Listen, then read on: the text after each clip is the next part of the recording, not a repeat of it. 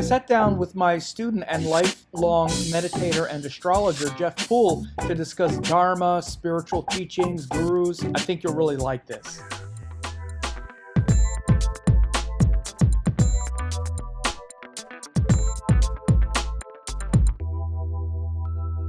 Hey folks, I'm here with my good friend Jeff Poole.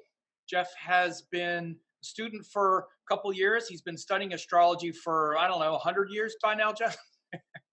Jeff's been studying forever. He's an excellent astrologer. He's written a new book and all kinds of cool stuff. And we're going to get down and talk about his amazing life with his gurus and all kinds of stuff. And he's going to share some very interesting things that he's also, learned in all of his years of astrology practice. So, Jeff, welcome. Tell us about yourself, Jeff. Thanks, Sam. I'm probably one of the least likely people that you'd expect to be sitting here having this kind of conversation. My whole life was really about being a very practical kind of person, and I worked in high technology for almost 30 something years. I've ran corporations. I worked with some of the largest corporations, Intel, put them in the network business. I was with 3Com, part of the group that built out the internet. I was one of the first guys to teach live webinars through ProShare with Intel back in the 90s. And then, all of a sudden, my life went in a whole different direction. But I always had something spiritual in the background since the time I was really young. But I never pushed that out in front because people would come to me sometimes and say, you're kind of a calm guy. What is it you do? And I'd say, do you really want to know? Because many people, when I first learned back in the 70s to meditate and stuff and do yoga, all that, I was 19 years old. And it was like, everybody thought that was, satanic kind of stuff. It was That's weird. about when I got started, but you were probably about several years before me. Yeah, it's so, just going back to that time when I grew up through school, I was, even from the time I was a young kid, I was having these experiences of like seeing the sky, and I'd look into like the oven or something, and I'd get this flash of like the sky. And so when I went to college, the first course that I took was astronomy, because I was just like blown away by how huge everything was. But I never really thought of it as anything other than I really liked space and I loved the planets and everything. But it wasn't like I was called to do any of the things that I'm doing now. It's like life lived itself out, and then a whole new thing started for me about the time that no longer I could get a job, because the way things are these days, if you're 45 and under, even if you're 40 to 45, it's hard to find work in certain kinds of situations. And so I've always been kind of entrepreneurial. So I just sort of created my own jobs. And back when I was a young guy in college, I was like 19. I just finished my freshman year in college and went with one of my closest friends to Madison for the summer. We were going to hang out. I grew up in Wisconsin during that time. And I spent the summer in Madison, and then I came back home because it was very difficult finding jobs. Fuller Brushman it doesn't make a lot of money when you're a college student. And I was like 19 at the time, and I was working for my father's business. And I was driving home one day from work with my younger brother in the car, and I was in a very bad car accident in which I had a near-death experience. And after that experience, I saw something that I felt like, wow, there's something hidden that we're not really seeing, and they're not telling us. After the near-death experience. Yeah, I was basically thrown out of the car 250 feet into a field and landed on my back, and I fractured my spine and I was paralyzed for a month. I didn't know. Yeah, I remember we did a case study on that. Yeah, and it was actually that totally blew me away, because I never told anybody that before, not that way, until that day. And when you brought it up on the screen and showed exactly what happened. I was like going, oh, Yeah, we did this case study. Jeff came to one of my private, it's just for my certification course students, where we get really under the hood stuff that's really deep and complicated that most people can't really follow. So I only invite my certification course graduates to it because it's like highest level, like, and he pulled this up and we like un, unraveled it, looked at it through different, like two different dashas and all kinds of other kind of stuff. It was like, oh man. Anyway, I remember even before you put the thing up, you stopped and looked at all of us and you said, okay, there was like either just a I don't know if you said a full moon or a new moon that had happened during that. You said it had to happen within 2 days. And you bring it up and boom, everything was right there. And I was like, or maybe okay, eclipse or something. Yeah. yeah, it could have been an eclipse. It was just a couple of days away from that. Right. And So it that was a happened. near-death experience. It really shifted everything. And then what happened? Well, then I came out of that experience, and that was right as yoga was kind of coming out, and this book, Autobiography of a Yogi, hit, and everybody was reading it. And my older brother, he came to visit me, and he said, "Why don't you come watch us do yoga?" And I said, "Yeah, okay." So I went over to watch him and his friend do some yoga, and I realized what they were doing was very similar to my recovery process in physical therapy. And so I said, heck with physical therapy. I'm just going to do yoga. I Right. started doing that, and he gave me that book. And I started reading it, and I was like, wow, this is a lot like what my experience was like. And Oh, so okay. I said, I want to learn to meditate. And during that time, transcendental meditation was everywhere. And he had learned it. And he said, why don't you take this course? So I called my dad up and I said, I had no money because I was a college student. And I said, Dad, I really want to take this meditation course. And he said, you want to learn to meditate? And I said, yeah, I was a hippie. I had long hair down, down to my waist. And he said, well, if you want to do it, I want to take it with you. So I Wow. took it with my father. And actually, I'm from a family of all yogis. Everybody learned to meditate in the family, and we meditated together all the And you time. started them on that path? Like you started them meditating? My older brother started us all. I mean, Oh, but okay. but Yeah. once I learned with my dad, it was like contagious. My Wow. mother, my younger brothers, and I had a very young brother. And so, um, meditation became so important to me. And I remember on my first meditation, I looked at the teacher when he brought me out and I said, I'm going to teach this. I've got to teach this. And he just said, hold on, you're just getting started. Well, within 2 years, I was off to Europe and I studied with the Maharishi, and I became a TM teacher, and I taught for about uh, almost 20 something years. And you And spent time around Maharishi. I was with Maharishi, and actually, I spent 45 minutes with him uh, back in DC when I was working for this one high tech company. We came out with the first little laptop, and it was used by NSA and a lot of the military. It was one of these things that you could throw around and wouldn't get damaged. Okay. And his people came and saw it and said, you should bring this over and show it to him. And I'm thinking, yeah, right, that's going to happen. And they said, no, no, no, come. So I went to where he was and I waited about 4 or 5 hours. And I spent 45 minutes with him, showing him the machine and talking with him. And it was just me and two other people who were sleeping in the background. Wow. So really a unique opportunity that I was like, how did this happen? And then he had a program in 1980 where he brought together all the top Vedic scholars from across India in every single field. And we had a month-long course in Delhi. And we, at the time, American Express was building their building, and they just donated it to us, windowless and everything. Okay. And we came in, and that was 1980. And I went there for a month.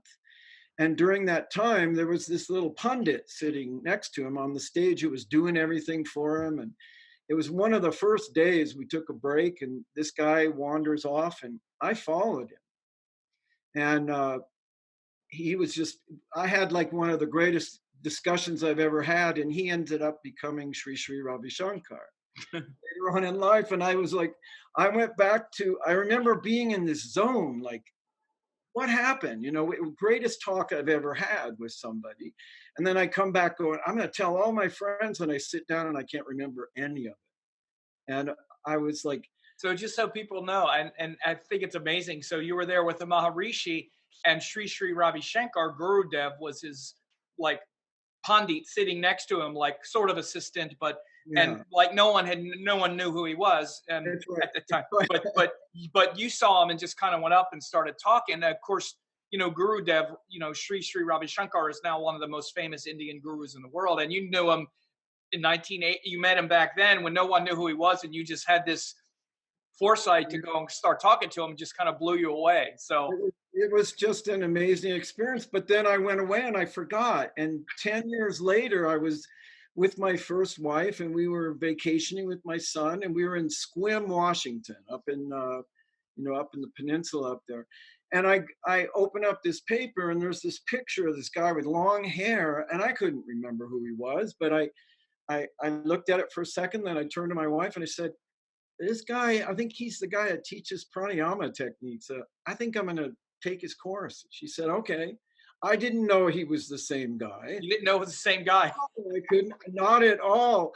And then it's a pretty funny story. What happened is, so I get on the phone and I'm calling all over trying to figure out where to go. And I'm going through every one of these offices and they're saying, no, call this person. What Call year that. was this? This was in 1992. Okay. And he came out in about, I think it was around 1985 or so. So that's Yeah. 12 years later, which is like a Jupiter cycle. Yes, exactly. It's good to look at the transits relative to that and see, because that's what the Jupiter cycle is. You'll see the Jupiter return every 12 years. Yes. When you did that presentation just recently and you talked about it, I went back and figured all the 12 years and I'm like, oh God, it's It's exact. pretty amazing. It was exactly all my teachers, all these big inspirational things were tied around that. So I go up to Canada and there's about 60 or 80 people there, and we have our beginning session for this program that was he was calling it Art of Living at the time. And at the end of the evening, he said, let's go for a walk around the lake. And I'm looking at him and I'm thinking, he looks like a small version of Maharishi Uh-huh. because he was dressed the same way and everything. And we go for a walk and everybody's talking. I'm talking to some guy over my shoulder. And all of a sudden I feel something come up on the right side of me. And I turn and I look and he's looking right at me. And at the minute I looked into his eyes, I was like, I met you in India in 1980. And he said, yes, Jeff. He put his arm around me and I said, how do you know my name? And he just laughed and went off through the group. And then the 3-day course was over and he went like this. And I slid up underneath and he leaned down. He said, you're going to teach for me. And I said, okay. And that was what sort of started everything. And meanwhile, I'm working at Intel, and I brought my entire staff in. We all went through the course. They all wanted to learn to meditate. So I was doing all this kind of covert. I was always teaching in my free time, but all of a sudden it blended with my work. And Intel was pretty open to all that. I ended up becoming on the executive staff in Intel, and I was working with all the managers and And travel. teaching some meditation and stuff too. I taught my boss to meditate and Uh-huh. his daughter and all my entire staff, my Uh-huh. direct staff. And And fast forward a little bit. So then you got into astrology, and even in the yes, last few years, things have really accelerated and changed a lot. And I know there was a break with the guru, but then you started also studying astrology, and then you got reintroduced again and stuff like that. That's when we met. yeah, yeah. So I, from the time I started to meditate, all the Vedic knowledge was something I was so curious about. But there really weren't any books out. And the books that were out, especially on Vedic astrology, were just, brain crampers, just too technical, a lot of Yeah, memorization, it's a things. lot of data, but it's not a system. Yeah. Yeah. Yeah, and I would try and try, and I just keep putting them to the side. And, for all those years, it didn't make any sense. And then I had a friend who connected to me, and she did a reading for me, and she was one of your students. And I was like blown away. I said, wow, where did you learn that? She told me about you. And so I thought, well, it was the most practical reading I've ever seen. So I started checking you out. And I did what all the students do, the snacking thing. And Oh, right. and then I realized I love this. I really want to learn this. So I signed up. I wrote to you and I signed up for the course and went into your first year. And within the first couple of weeks, I was blown away at how much I knew right away How based on much you already knew. it was. It's like it started waking up in me, and I just loved it, you know. And I sat in the background and watched what people were doing, and I was learning so fast. It And was this was just to step in here for a second, and you had been gathering quite a bit of astrology information over the years, but you hadn't really studied formally. But you had actually gathered a lot of knowledge and information just about Vedic principles and the Vedic wisdom, and then it was the study of astrology that really kind of made it go gunk. It kind of brought yeah, it, sort of clarified all of that knowledge, but then also connected it with the astrology part, right? Which yeah. was It just turned a light bulb on. And then when I took some other advanced courses with you, um, the one we did on nakshatras, yeah. it was like another switch flipped. And I started writing behind the scenes, and then I started putting it on Facebook. And one day you said to me, Yeah. "Hey, you've got something going there." Yeah. So I started to do that for you, and it's been probably a little over a year. I think it was in 2018 or maybe late 2017 I did that. And what I started to see is the connection to all of Vedic knowledge and to the techniques of the Vedic knowledge and to all of the wisdom of some of the ancient texts. And every time we would go around a month and I'd complete one cycle, it was like something new would develop in the Right. next. And then you would see the events that were happening in the world that were exactly like what was going on there. I was blown away. Yeah. It's So Jeff is talking about, like, in my it's called astrology training lab. We do daily forecasts, but we also put a lot of emphasis on the lunation cycles. These are the months that we're living. Like, a month, it's not really in the calendar. It's when the sun and moon come together. That begins a month. And then the full moon is the halfway point. And so watching these cycles, this is part of my certification course. Now, that's why I started to offer it now as part of that, is people get access to that all the time. I've been doing these things every day for 15 years, since 2007. Not 15 years, no, it's 2007, which is 12 years. I've been doing daily forecasts that whole time, and had a member site with people getting these getting these forecasts. So Jeff is talking about the cycles, when it comes around the next month.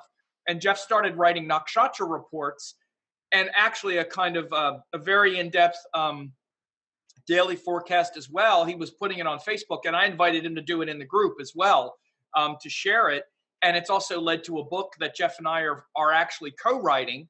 I got to get on my editing part of it, but Jeff also wrote another book on management and all, which he's going to talk about in a second.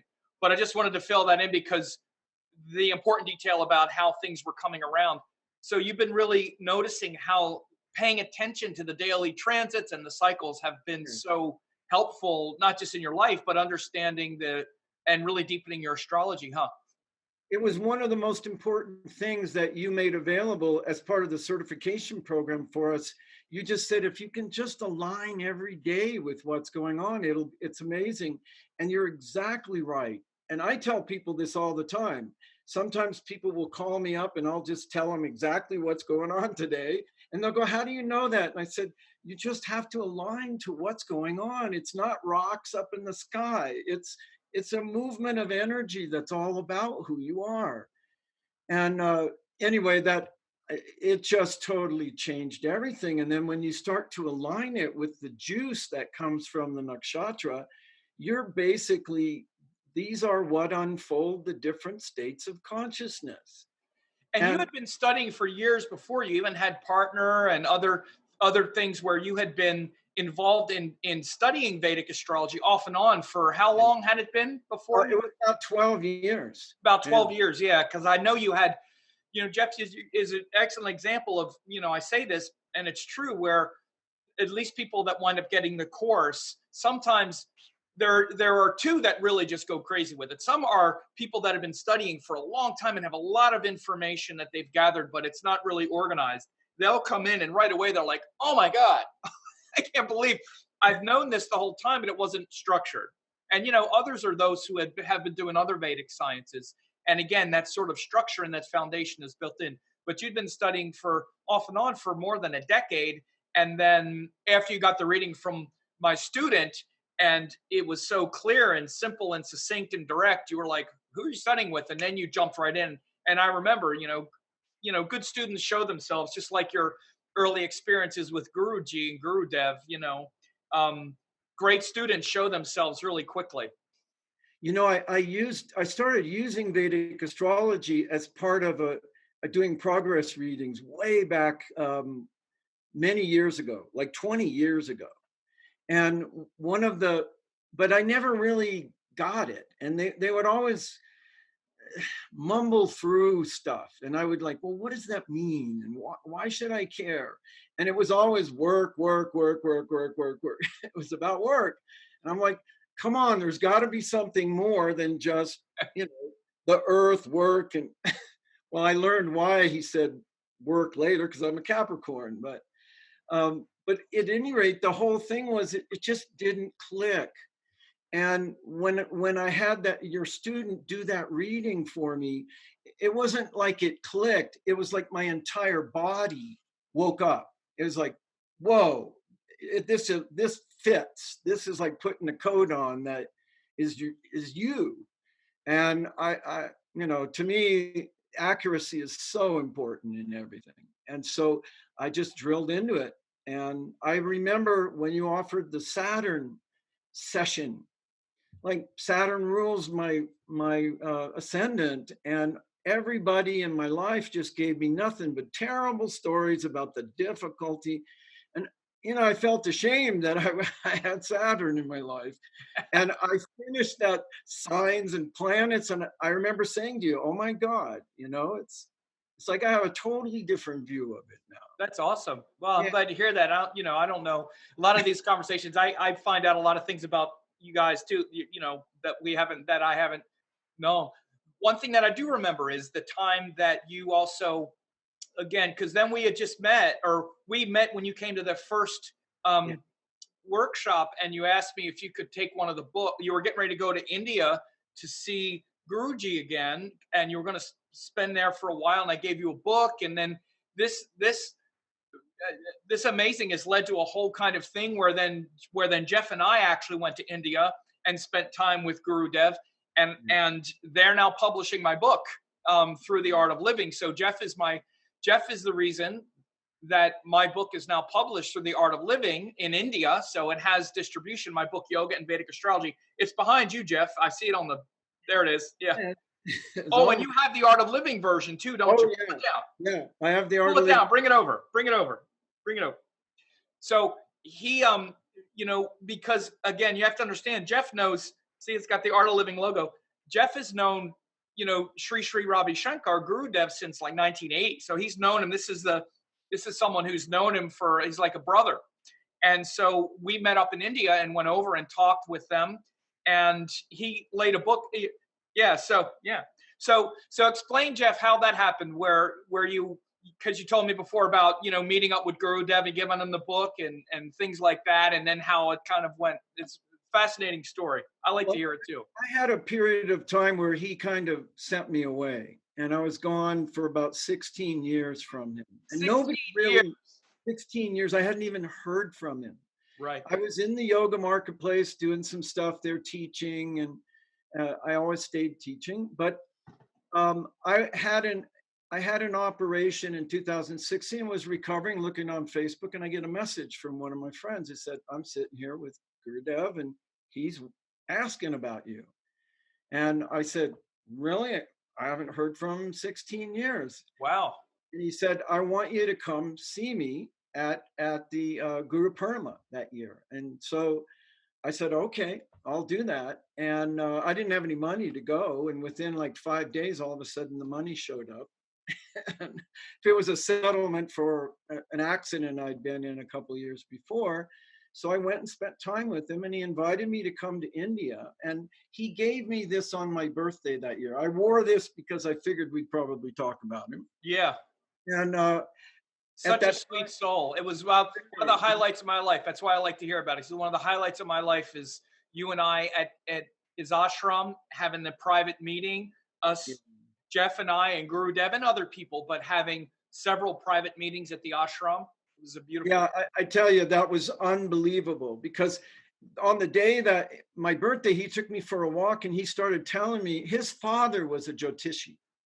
And he said, Jeff, and he had listened to me talk to his nephew about astrology because his nephew was studying, and we were talking, and Right. he's just sitting there listening.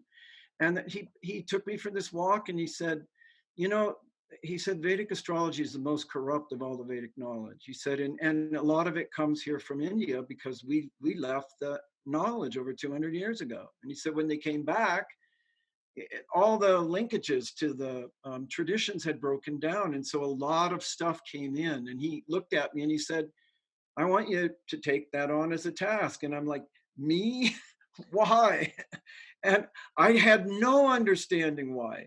And then when I got back from that, I went back at Christmas, and then I said to him, I have an idea. I said, my teacher who taught me, he did a really great job. And I think here's his books. And what I could do is, he's going to be in India when you're there in February, and let's get you together. And that was what happened. Yeah. He said, yes, let's do it. And next thing I know, we have 2 days with him, and he's coming in to land, and he's got a huge course going on. He gives us 3 private sessions that day. So it was important for me. Yeah, it was beautiful. It was beautiful. And I knew that it was special because it was only there a few days and so busy. And one private audience would have been enough. But I also know, because I spend time around a very famous guru too, Amachi, and it's the same. Private audience is very rare, let alone 3 of them in the same day. Yes. And then also all the other care, like having me go to the other astrologer and meeting the astrologers, and then meeting with the publishing department. And this is what also led to them wanting to publish the book. Yeah, it was amazing. It was like I watched it all unfold like a dream. And when I got done, I remember saying to you, this is like a Trojan horse. We just came in the back door, and all of a sudden, this is the book everyone is going to be learning from, which I think is beautiful. Yeah. So here again, you don't have to do anything. It just kind of happens. That's what it really shows you how these great masters, these great spiritual teachers, and the great wisdom traditions and the wisdom itself is all happening. Because it was very, even between you and I was at Amma's ashram. I was actually supposed to teach it at a conference in Calcutta. I was in India. The whole reason I even went to India is because I was supposed to teach at this conference in Calcutta that I wound up not even going to. So I said, well, I'll go there a couple of weeks early and spend the week and spend the time with my guru in Amritapuri in South India, in Kerala. And I knew that you might be there, but it wasn't really worked out. Yeah, no, it just happened. And we were texting. I was sitting right in front of Amma at the beach, in front of her beach meditation, the Arabian Sea there. Amma's giving satsang. When we were texting the final, Guru Dev will be here, blah, blah. That's when I was getting the text. I was sitting right in front of Amma while all this was happening. And I'm like, okay. And Jeff wasn't sure. He's like, I don't know, just come, we'll see what happens. Hopefully we can meet. You don't really know. And then you gave me the wrong date, actually. Yes. On the next they switched the numbers around, and it was 1-2 or something like that, which instead of 2-1, yeah. Instead of 2-1, and I'm like, oh. It's like, because I was supposed to come the next day, and then you said, can you get here today? And I'm like, what? No, it was typical India, like, but then I go there that one day, and we got 3 meetings with him, and then other meetings with the astrologers, with the printers. It was also just very relaxed. It wasn't even like it was hectic. Everything just kept falling in our lap. Like we had one thing, and then we're just kind of, I don't know, let's walk around. And then suddenly we wound up in another place. And then suddenly we're in another place. And it just happened. It was, wasn't it right around Shivratri when it happened? Yeah. Yeah, and it So set up this whole thing that will continue now forever because again, they're publishing my book. They're going to keep publishing it forever. So it's the again, it only just shows. one. It's the Yeah, only one in the ashram. it's the only one in the ashram, and they sold quite a lot of copies of it, by the way, about Yeah. 500 copies last year without really much effort. But so just to let people know too, it's just this kind of divine intervention. This is why Jeff is one of these people that's just has this kind of connection to the divine, like meeting these teachers and these gurus from a very early age, knowing and just kind of blessed. This is like why I stay close to Jeff, because I know he's one of these blessed individuals where it might not look like it, but you start to notice, and I see his chart too. So I know what's going on there. But When you and I first connected there in India, I mean, it was stressful because we had to make everything happen so quickly, and you and I really didn't know each other. So we sat down, had lunch, and talked, right. and so Yeah, it was a little stressful for sure, but it was also both of us, you were realistic. You were like, well, I'm not sure what's going to happen. And I know I've been to India. Even just going there was fine. I mean, I felt blessed to be in the ashram. So that's the other thing about it too, is that that attitude of grace and of gratitude and of just accepting anything as God's grace or as Guru's grace. It's like, well, there can't be anything wrong here. It's not like we're trying to make something work in a nightclub, or it's a whole different level of energetic interaction when you're involved with Sadgurus and these great beings. You take it all as a blessing and go, well, we'll see what happens. It's all divinely inspired. I had just come from Mama's ashram too, so I was pretty blissed. you were. I remember we had that meeting. We walked outside and we're both kind of in space, and we look at each other and go, "What just happened?" But yeah, and I remember after we had the private meeting the first time, then we went by and he went by in the car, and then he looked again, and then we got called up. But yeah, it was so Yeah. beautiful. Now that's led you to also now your astrology practice is like booming, and you just finished a Mhm. book, and you're Mhm. doing all kinds of really unique work that I want people to make sure to know about. Especially, you've really taken a lot of the principles, and this is always what happens because the Vedic teachings, the astrological teachings are so powerful. When you get these frameworks, certain ones are going to really resonate with people in different ways. And like with you, this kind of matrix around the houses and that evolutionary process around that and certain other things. I'd love you to explain some of the, how this has really brought you all of this international clientele, this counseling business, how you've brought your business skills in with Jyotish and books and all the stuff that you've been doing. How's it Yeah. working for you now? What's been going on? Well, it was really amazing because I was a marketer my whole life, and a speaker as well. And I thought, I don't really want to do that anymore. But when I was there at the ashram the first time, I was sitting having lunch with one of my friends, and all of a sudden, a whole group of people started gathering around the table, and they're like, "Can you do a reading for me?" And I said, "Well, who told you I did a reading?" They said, "Gurudev told us." Oh, And then that started passing, oh boy, that's all it takes. and then every meal there was 15, 20 people waiting, and I had to get this one interpreter who was helping me with Russian people and from Ukraine. And uh, I said to her, "Can you keep track of all these times? Because everybody's, can you do a reading? Can you do a reading?" And I'm like, I just couldn't handle it. And so I went home and I had 200 people on a list I had to do readings for. And I'm like, how am I going to do this? I'm That's what a great guru does, by the way, just to interject really quick. That's what happens with a great guru. Be careful what you wish for around one of these great gurus. Be careful what's in your mind because you'll get it. People like, everything that happens is word of mouth. And when I get done with one reading, they tell 5 people, and then it just keeps going like this. So I really don't do anything to promote it at all. It's just people sharing that information. And honestly, that's what happened. And every time I go back to the ashram, now I go back incognito because I will get absolutely no no space. peace. Yeah.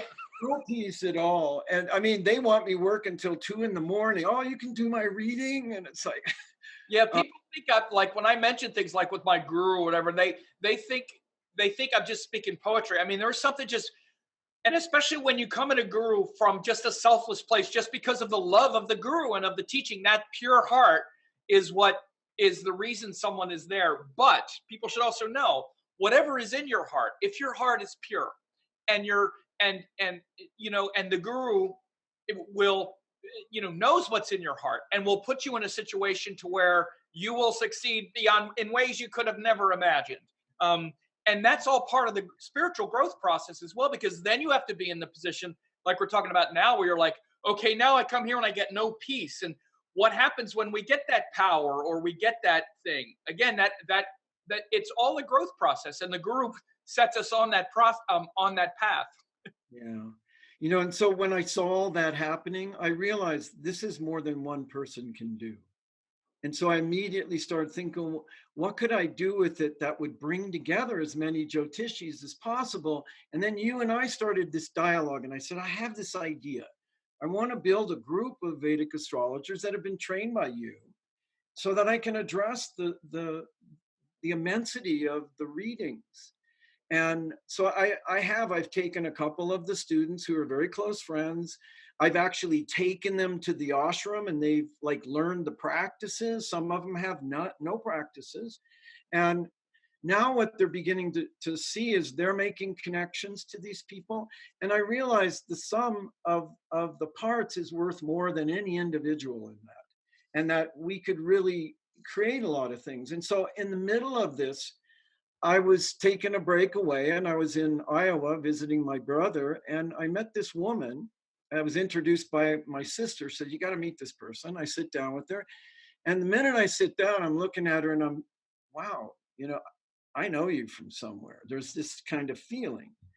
And so she asked me a question. She said, I don't know, I just feel like I'm not doing what it is I should be doing.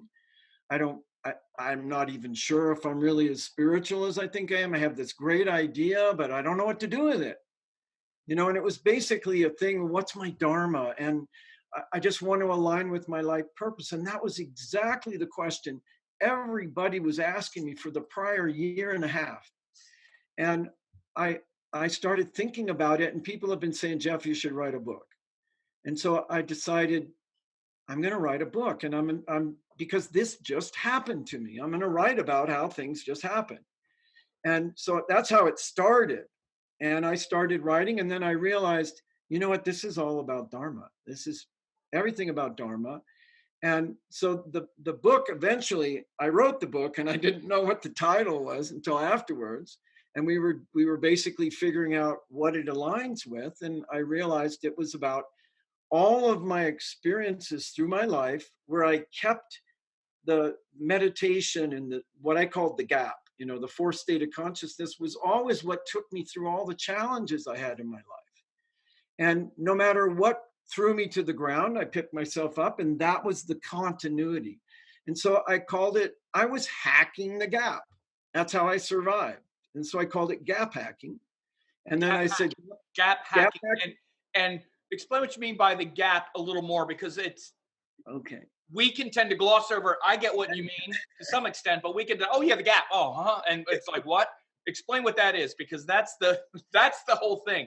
Yeah. So when you start to meditate, you go into a state which is not waking, dreaming, and sleeping. It's literally the glue. So if you think of actually the sign is this. This is the consciousness, the gap. And these are the three states of consciousness: waking, dreaming, and sleeping consciousness. And this is what I put on the front cover of my book. And I actually couldn't think of what to put on. And I was talking to an artist, and he went like that. And I went, there it is. Okay, we got it. And then right after I picked that out, Guruji gave a talk one day, and he said, this is the state of consciousness from which the three states emerge. Oh. And so when you're in these states, you're not here. When you go here, there's none of this. Oh, I never knew that. Yeah, so it's the glue that gives rise to the three states of consciousness. And when you go into the ancient knowledge of Veda, it talks about Purana, waking up and becoming Shruti, and then Smriti remembers what it heard. Shruti means that which is heard, and Smriti means the memory of that which is heard. And Purana is the pure state of potentiality that wakes up, and everything comes from that. And How do you so say Purana? What is that, Pete? the Purana is the frozen pure consciousness that sits in the state of unawakened. It's just frozen. And then as things in creation begin to warm up and a new creation emerges, Purana starts to vibrate, pulsate, and then it comes through Shravana. It comes right through Shravana. There's a blueprint that Maharshi used to call it the blueprint of creation, where truth emerges. And so when I started to think about that, I was like, what's happening is all of this knowledge that you had taught me is like coming up through that gap. It's coming up through all the knowledge I've studied through my direct experience of 45 years meditating and teaching people and all of that and studying this knowledge. It just Coming up through the gap. coming up through the gap. And I realized I'm hacking the gap. I'm figuring out different ways. And so I called it gap hacking your purposeful life, because your purposeful career, because that's what everybody thought.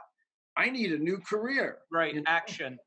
And I so need you're a new saying that, job. like, even like the study of the Jyotish itself and all of those principles, those universal principles, once you plug into that and got all that organized and understand this matrix, because that's really what, especially the way I teach, especially in like the certification courses, we're really organizing the matrix and saying this is how the matrix is working. It's not just somehow stuff happens. No, it's actually it's an intelligent design on a cosmic level, not just on a physical level. And so that knowledge, all of that embedded wisdom that you learn through like the Jyotish, especially like in the courses and like in my book, Yoga and Vedic Astrology, all of that, that organized structure started to, it's like, oh, okay, now that's kind of bubbling up. And so you're really connected to it in the heart, that intuition, it went really deep, and then it started to bubble up. Yeah, and when you talked about 10th house as being career, but you said it's not career, it's the outer world, it's your impact on the world. And I could see that everybody's wanting, their desire was, I want to impact the world. I'm just Right. doing this stupid job, you know? And I realized I never talk to them about career. I talk about that, your purpose, a higher purpose. And, you know, maybe it'll make money for you. And then when I got to the point where I was writing the last part of the book, I decided there's 12 steps to this. And then I broke out the Purusharthas the way you explained it. And I said, you know, there's these dharmas and there's these goals. And then nobody had ever thought of it that way. And I had an editor who was a yoga teacher, and she said, you know, I've never seen it put together quite this way. And I said, well, this is how I learned it. I learned it this way, and this is how I'm plugging it in. And those 12 steps are based on the astrology houses. Is that correct? Yes. And when I was studying with Gurudev, he would always say, opposite values are complementary. Right. Well, and you know, you need the highs, you need the lows. And so when I studied with you, it was every sign has an opposite sign that's integrating that knowledge. And I realized this is 12 steps. This is 6 major things that are being integrated into our life in 2 different ways. And so I just began telling the story based on my life through that stuff, how I learned it through your course. And Wow, that's amazing. yeah, and I put in. I'm glad. See, I didn't know all this, so this is why I also like to talk to you guys. Well, that's why I was so blown away when you offered to write the foreword for me on it. It was like, wow, it's like everything just went like this. And I saw the significance of why I studied with you and all of these things, why they came about. And so when I got done, in the middle of writing it, 2 other books started coming, because there's 3 questions, as you know, that everybody asks. And I have terms for them: funny, money, and honey. And so they all want to know about my honey, and am I going to get a relationship? They all want to know about their money. And the funny stuff is all the weird stuff they can't explain, you know? And I think so funny stuff is funny is also like they want it. That's more about personal. Like I want to enjoy life. Like, and who am I? It's almost kind of like 1st, 7th, and 10th houses. The funny might be the I want to enjoy life. Like I want to know who I am, and I want it to be fun and beautiful. Well, and it's also the nodes, because Oh, everybody's nodes are that's what I say. It's funny, weird stuff oh happens. yeah, right. They're like, what's going on in my life? And why is this happening right now? And every single time it's either the node in their chart really getting activated by the planetary dasha that's going on, or it's the transit in the sky of what's going on and how that's complicated. And we know that one this year is a huge one. It's Yeah. triggering everybody. So, but that's what I So let me began. just ask. I'm sorry. Let me just ask Yeah. this real quick. That so I'm really intrigued about how you take them through the 12 steps. So does it literally just say like you start like you're this? This is your, let's say for like first house. This is like your identity, and you're trying to do this, and then you try to take that into things like your values and food and habits, and then interests. Like you take like through that. Is it that kind of? Is it that Um, literal, or is it like when I contrasting opposites, first and seventh, 2 and 8? Yeah, it's a little bit of both. Okay. Um, in every single one, I talk about each of the houses and the opposite house, Great. and the dichotomy of what you're facing. And I wrote that book as a coaching program Right. because they ask a bunch of big open-ended questions, the ones that nobody ever asks. And I had a guy, it's a really interesting guy that I talked with, who was deaf, and he really wanted me to do a reading. So I had to do the whole reading written out. When I got done, I told him I had written this book, and he said, I want to read it. So I gave it to him. He read it in like an hour and a half. And he writes me back, and when are you going to tell me what to do with the book? And I said, you didn't do the book. Because I said, did you work on these questions? Did you write these things out? And really, the whole thing is that there are a lot of people that are not, they're not on a spiritual path. And they, and I've had an amazing number of people come to me and say that, especially when I launched the book, I want to work with you. And so it's a whole part of my practice that's just now evolving. I Yeah. work, I work with businesses, we've got yoga, we've got meditation, we got all these pranayama, everything's is in the corporate structure, but Jyotisha hasn't made it in there yet. Right. And coming out of marketing, and I used to do marketing research, I'll say to people, well, hey, you got a project? So I worked with one example company that it was kind of like Oregon Tilth. There was a standardization, and they were having a problem in their company. And I just said to the CEO, give me your birth information and what's the incorporation of the organization. And so we cast a chart, and then I just began having a dialogue with him. And by the time we got done, we restructured his whole business, and everything took off really well. And then I started having other people bringing business kinds of things to me like that. And I'm definitely using my business skills, but I'm using it in the light of Jyotish, and I'm using it in the framework of these 12 steps that everybody goes through. And this is now evolving out of the process. So I'm very new in that part of it, because I'm mostly just doing a lot of readings. Yeah, that's what I've seen. Your work, your business has really taken off so much. And I mean, personally, just, and again, you know, I consider people my students, quote, because you've studied with me, but I don't consider like you're an extension of me in any way. But there is still certainly a pride that I get in seeing students, people that have studied with me, taking the teachings that I've put forth and seeing how, especially when they inspire someone, and I can see how they've taken what I've put forth and just taken it to a level that where it's really unlocked something in them that's been so inspiring and motivating. And you're such a great example of that, of taking it to such a great degree, to where it's really unlocked your own hidden power and genius. And that's really what astrology is. And when it's taught, when these universal truths are brought forth and presented to us, no matter who we are, it's going to unlock something different in each person, because each person is different. We're all different.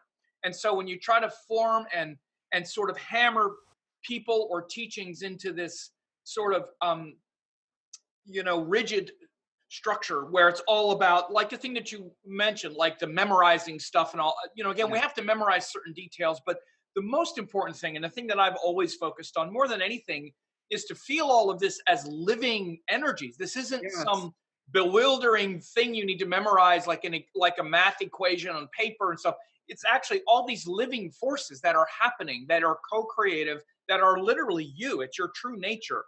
And so you never know which parts of it are going to really resonate with someone and just send their own existing paradigm of wisdom into the stratosphere.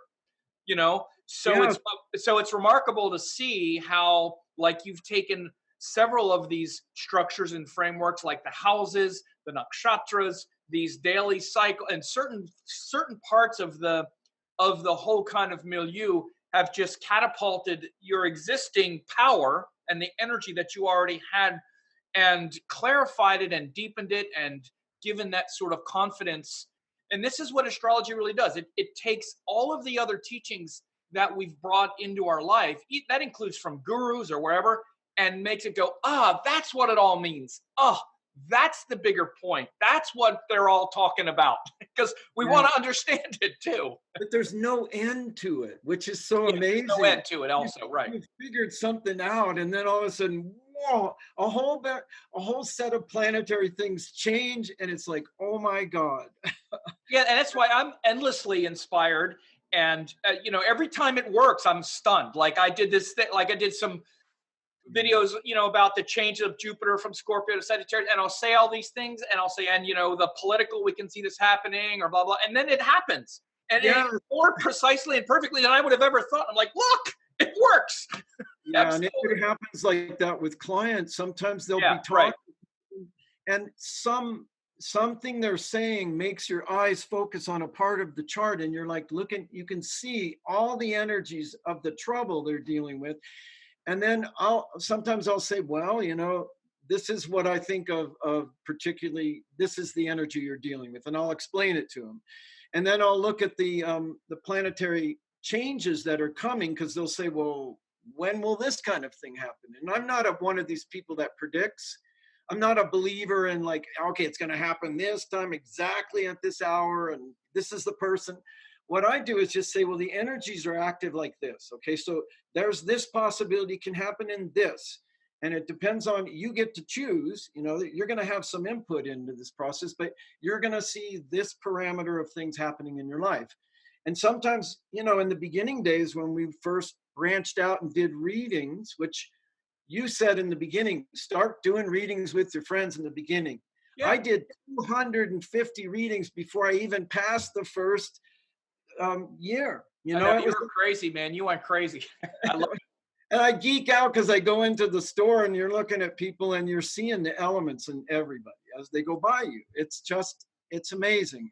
And it becomes a lifestyle that is the most fulfilling lifestyle I've ever experienced in my life. And when I get done with the reading, I'm like going to people, you don't know how fortunate that I am to even meet you, to look into your life. It's one of the greatest services that you can do for mankind. Yeah, it's Absolutely. one of the things where people, especially when you know what you're looking at, and that's why I spend so much time even trying to explain to people, students, like what you're actually looking at and what you're actually reading, and not to get too bogged down in those other things, but to let them understand what the karma really is, like what karma actually is. It's this mind, it's tendencies in their mind that are waking up and that are getting active at a certain time. And the best thing astrologers can do is let them and make them aware of that, and let them see where they are in that process. So you've been doing fantastic work, and watching your progress, I guess you would say,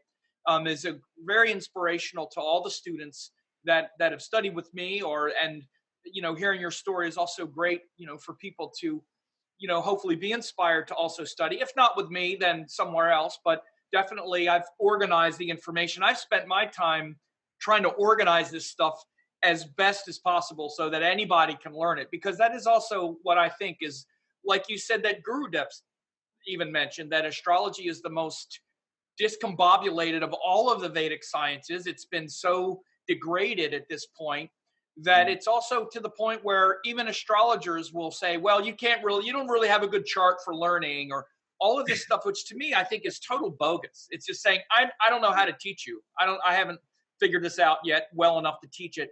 Frankly, I've never met anybody who couldn't learn it if they didn't want to learn it, just like any other thing you can learn in school. So if it's structured and organized, anybody can learn if you're interested. Well, the one thing I remember when we graduated the first year, a lot of the students were asking the question, "Well, I'm not sure if I'm going to say the right thing," and my feeling was, always feel that way. You know, it's like I'll tell people exactly what's there, and then I get done, and I feel like, did I get everything, kind of thing, and then they'll come back from the recording and go, "You said this, and this is what exactly happened." And then you begin to realize, oh, just trust it. You know, it's just, you do the things the way the framework is, and it's accurate. You don't have to doubt it at all.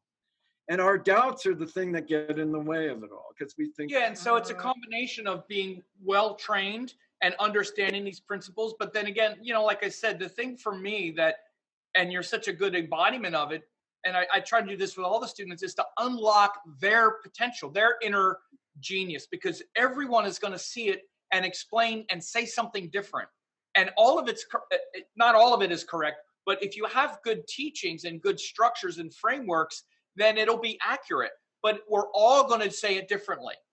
And yeah, so again, if you're just having people try to memorize the same things you would say as a teacher, that's not good teaching.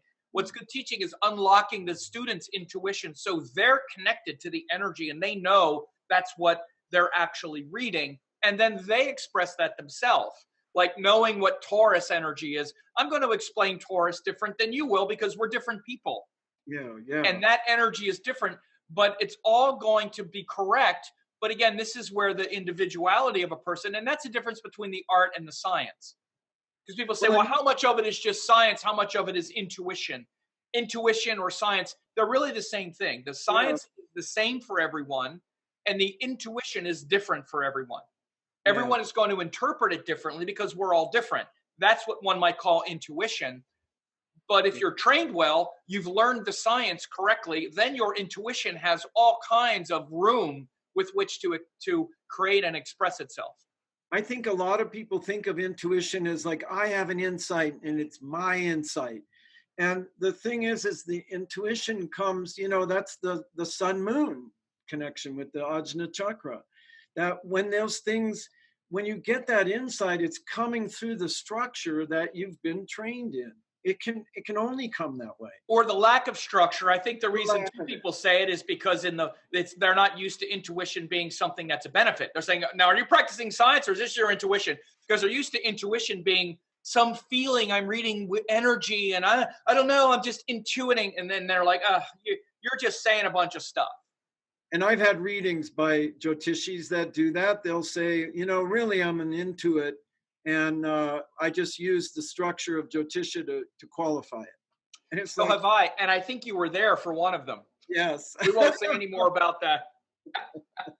But this is why, because they're making sure that it's not just your intuition. Are you just saying this, or is there a real science behind it? It's a false choice, the false dichotomy, because what true intuition is just your nervous system and your true nature interacting with your environment. And we're always using our intuition for everything. As we're speaking, we're using all kinds of intuition to feel what the other person means. We're nothing but intuition. Yeah. That's just the interpretive skill. But again, if it's connected to science, then the intuition has a structure through which to operate in a very intelligent way, and it brings out the higher wisdom. Again, I actually, who said this, and he didn't say it this way, but I recognized in what he said, he talked about it with art and science, and it was Tony Robbins in one of his things. He said, is it art or is it science? And he goes, the science is the thing that's the same for everyone. You don't get to say, oh, this is my science. No, it might be your art, but it's not your science. Science is based on principles that are universal. So the science is the part that's the same for everyone. But the intuition, or what he would call the art, is the thing that's different for everyone. Because no two people are the same. Yeah.